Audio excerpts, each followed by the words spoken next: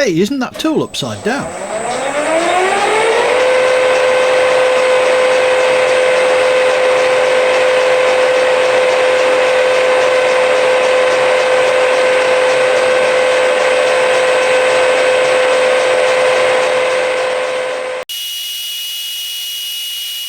It's fair to say that Joe Pieczynski's video about running the lathe in reverse with the tool upside down when you're doing single point threading changed the entire approach that I had to threading.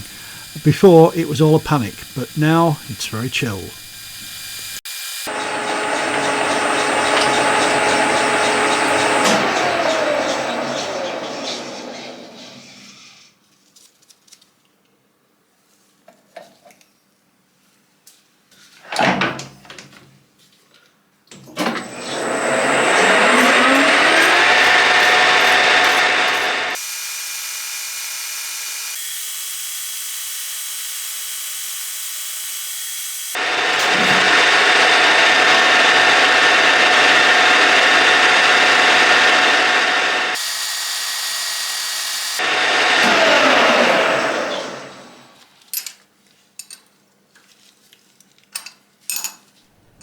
I think that'll do.